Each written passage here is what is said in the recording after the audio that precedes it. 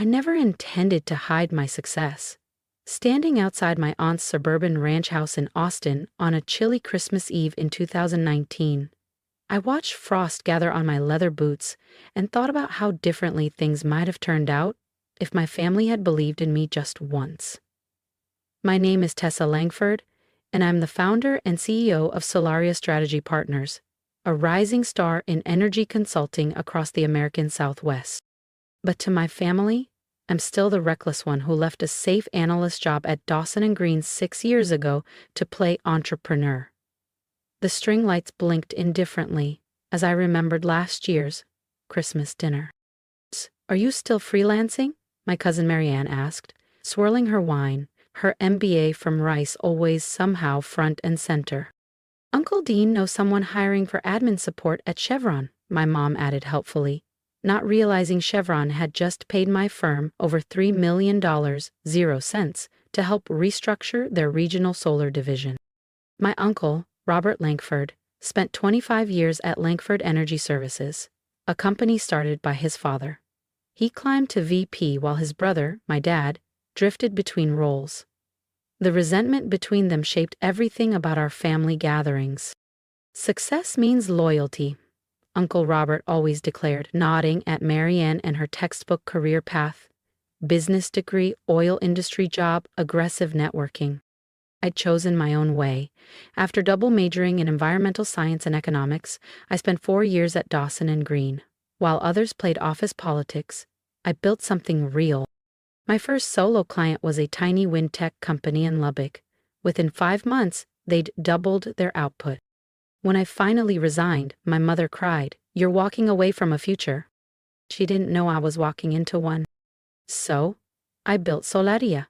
Quietly, strategically. My name never appeared on the books. Just results and influence. Tonight, they'd finally learn who really owned the golden deal they'd spent all year bragging about. To my family, I was still just Tessa, the wayward dreamer renting a co-working space downtown. They didn't know that co-working space was a decoy.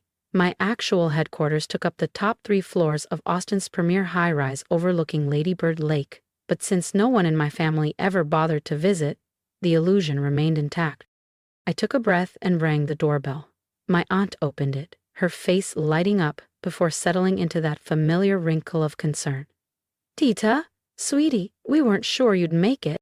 She hugged me quickly, then whispered, "Your Uncle Robert's here, with a few investors. Maybe don't bring up your little business tonight." Inside, the house buzzed with Christmas warmth, string lights, chatter, catered hors d'oeuvres. Oil executives mingled with family, and of course, Marianne was holding court by the fireplace, flashing her engagement ring to anyone who'd listen.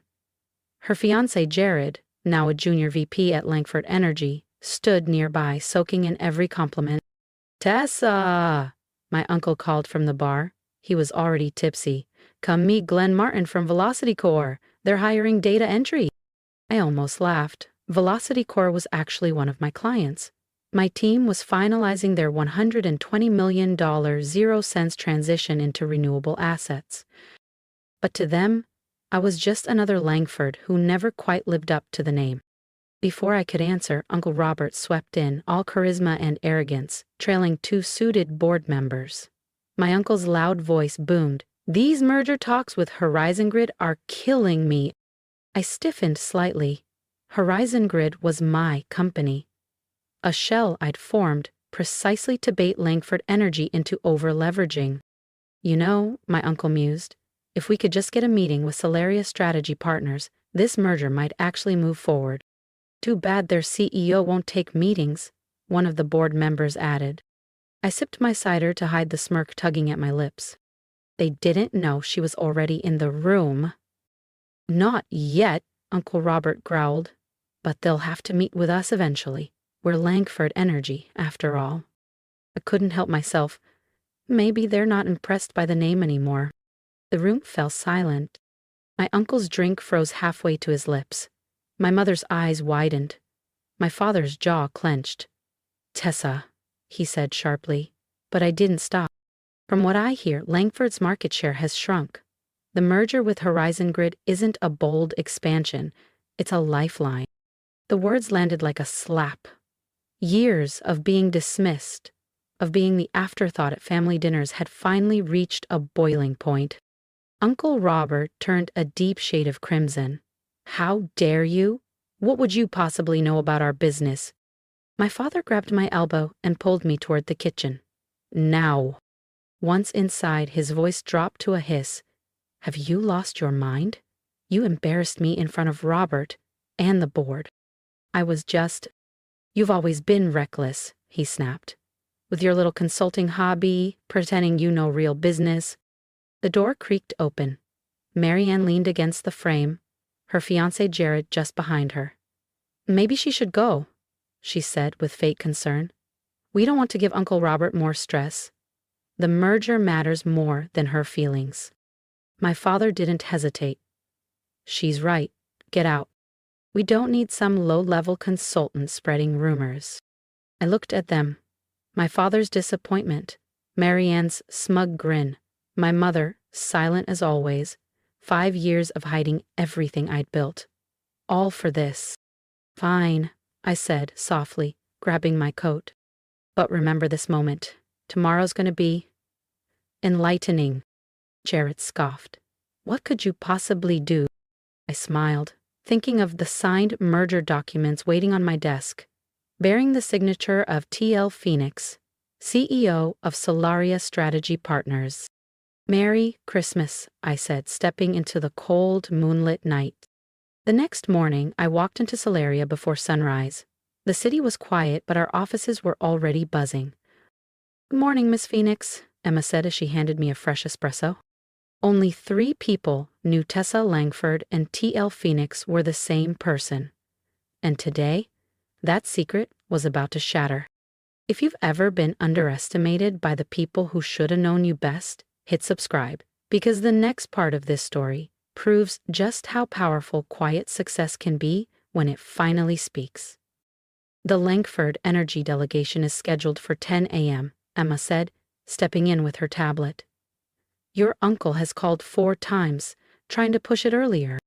I smiled, settling into my seat. The entire floor was built to command attention. Floor-to-ceiling windows showcasing the skyline, original sculptures, soft lighting, and at the center, my desk. Carved from reclaimed longleaf pine, a quiet nod to power with roots. This was my world, not my aunt's kitchen, not their dinner tables. Here, no one told me I didn't understand business. "How many are coming?" I asked, flipping through the Horizon Grid merger files. 8, Emma replied. "Robert Langford, 4 board members, their interim CEO." She paused.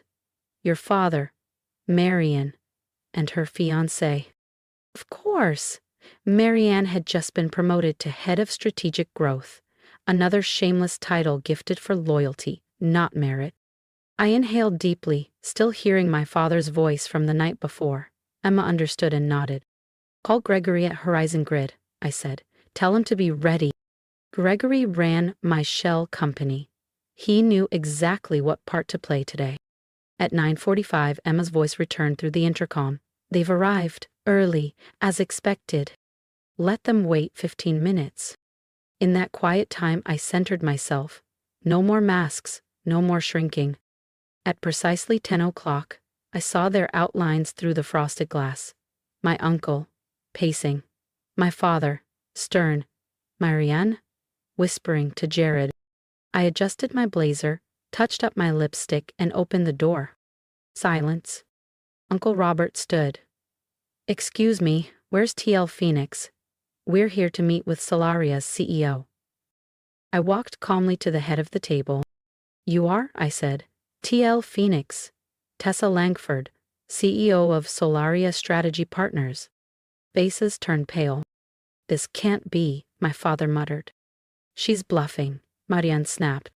"Sit down," I said coolly, and she did. "Emma," I called, "distribute the merger packages." As the folders hit the table, I watched their worlds begin to unravel. "The Langford Energy delegation is scheduled for 10 a.m., Emma said, stepping in with her tablet. Your uncle has called 4 times, trying to push it earlier. I smiled, settling into my seat. The entire floor was built to command attention. Floor-to-ceiling windows showcasing the skyline, original sculptures, soft lighting, and at the center, my desk, carved from reclaimed longleaf pine, a quiet nod to power with roots. This was my world, not my aunt's kitchen, not their dinner tables. Here, no one told me I didn't understand business. How many are coming? I asked, flipping through the Horizon Grid merger files. 8, Emma replied. Robert Langford, 4 board members, their interim CEO. She paused. Your father, Marianne, and her fiancé. 4th. Marianne had just been promoted to head of strategic growth. Another shameless title, gifted for loyalty, not merit. I inhaled deeply, still hearing my father's voice from the night before. Emma understood and nodded. Call Gregory at Horizon Grid, I said. Tell him to be ready. Gregory ran my shell company. He knew exactly what part to play today. At 9:45, Emma's voice returned through the intercom. They've arrived early, as expected. Let them wait 15 minutes. In that quiet time, I centered myself. No more masks, no more shrinking. At precisely 10 o'clock, I saw their outlines through the frosted glass. My uncle pacing, my father stern, Marianne whispering to Jared. I adjusted my blazer, touched up my lipstick, and opened the door. Silence. Uncle Robert stood. Excuse me, where's TL Phoenix? We're here to meet with Solaria's CEO. I walked calmly to the head of the table. You are, I said. TL Phoenix, Tessa Langford, CEO of Solaria Strategy Partners. Faces turned pale. This can't be, my father muttered. She's bluffing, Marianne snapped. Sit down, I said coolly, and she did. Emma, I called. Distribute the merger packages. As the folders hit the table, I watched their world begin to unravel. Inside the folders were detailed analyses of Langford Energy's financial standing, market weaknesses, and my proposed merger terms. As you'll see, I began smoothly, Langford's position is more fragile than anyone here realizes. Your modernization efforts failed. You've burned through capital reserves. I clicked the remote. Graphs and charts lit up across the conference room. Your market share has dropped by 42% in the past 3 years. Without this merger, you're 6 months from collapse. Uncle Robert's face darkened to maroon. How dare you? These figures, this is confidential. Nothing is confidential from me, I replied. Solaria has been tracking Langford Energy for years. I let the next truth drop. We also own large portions of your debt through holding companies you never connected to us. And Horizon Grid? That's my shell company. Jared laughed, nervous. That's not possible. Horizon Grid is international. It is, but it's mine. I built it for one purpose, to force this moment. Panic began to ripple. Every deadline you missed, every clause in every agreement. You were playing against me. My father finally spoke. Why would you do this? I looked him in the eyes, because no one at this table ever believed I belonged here. Last night you kicked me out for speaking up. Today you'll listen. I pressed the button again. Charts turned to action items. This merger will happen, but on my terms. First, the entire board will resign. This is madness, Uncle Robert slammed the table. Then, Langford Energy collapses. Your call. The room erupted. Uncle Robert shouted legal threats. Marianne cried. The board whispered furiously. My father stared like he was seeing me for the first time. Eventually, silence returned. What are your terms? Robert asked at last. Restructuring, fresh leadership, and the end of nepotism. Marianne and Jared, he asked. Removed, I said. All future positions based on merit. You can't do this, Marianne sobbed. Dad, stop her. But he didn't. He couldn't, and he knew it. As they signed the final agreements, my father remained seated, eyes full of regret. Tessa, he started. You should go, I said quietly. Emma will show you out. He paused. I was wrong about you. Yes, I replied. You were. You were, I said. Merry Christmas. After they left, I stood at the window, watching the Austin skyline glow as twilight settled over the city. Emma stepped in, quietly handing me a glass of champagne. Congratulations, she said gently, though something tells me this isn't the end. She was right. This wasn't the finish line, it was the first mile. My family now knew who I really was, but they still didn't understand what I was capable of. Tomorrow would bring new headlines, new restructuring hurdles, and the media firestorm. But tonight, I allowed myself one breath of satisfaction. The woman they dismissed from Christmas dinner now controlled the fate of Langford Energy. Revenge didn't need to be loud. It only needed to be precise. I raised my glass toward the darkened window. Merry Christmas, I whispered. The weeks that followed were a whirlwind. News of my dual identity exploded across business media. Mystery CEO T.L. Phoenix unmasked. $1 billion secret hidden in plain sight. Every outlet wanted the story. Sitting in my office, I scrolled through yet another headline. Tessa Langford, the consultant who outsmarted her legacy. My phone buzzed. Another message from Marianne. The 10th this week. I deleted it, unread. Ms. Phoenix, Emma said, entering. The transition team is ready for final sign-off on the Langford Energy restructure. The past month had devastated my family. Uncle Robert resigned, trying, unsuccessfully, to sue. Our legal team buried him in evidence of mismanagement. My father retired early. He couldn't face reporting to his daughter. Marian and Jared were the loudest. They painted me as vindictive on social media. But it backfired when journalists exposed the damage their decisions had caused. Then Emma returned, voice softer. Your mother's downstairs, she wants to see you. I froze. My mother hadn't reached out once since the takeover. Send her up. A few minutes later, she stepped inside, visibly out of place in this space of glass and steel. She looked around, stunned. Tessa, she whispered, nervously twisting her hands. This is quite an office, my mother said quietly. What do you want, Mom? She sank into one of the guest chairs, looking smaller than I'd ever seen her. Your father's not well. The stress, everything. It's taken a toll. Marianne's engagement ended. Jared walked out after losing his role. The family's unraveling. I kept my voice steady. That's unfortunate. But business decisions aren't built on sentiment. Langford Energy is already showing signs of recovery. I'm not here about the company, she whispered. I'm here to understand. You worked so hard. We thought you were struggling. Why didn't you tell us? I let out a dry laugh. Tell you? Every success was ignored. When I made my first $1 million, you were celebrating Marianne's promotion. When I bought my first firm, you told me to apply for entry-level admin. We were trying to help. No, you were trying to force me into your box. Tears welled in her eyes. We were wrong. But you chose not to see me, I said quietly. Can't we fix this? Langford Energy will be fixed, I replied. But the family? That's not my priority. Emma will show you out.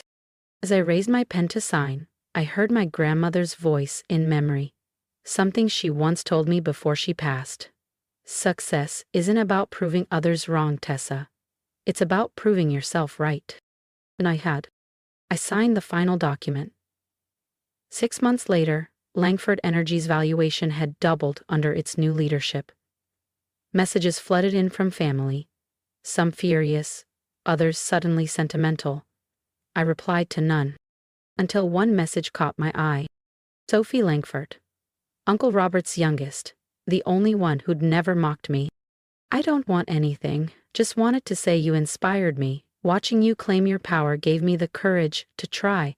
I'm starting something of my own. For the first time in months, I smiled at a family message. Anna, I called. Schedule a lunch with Sophie Langford and look into her startup.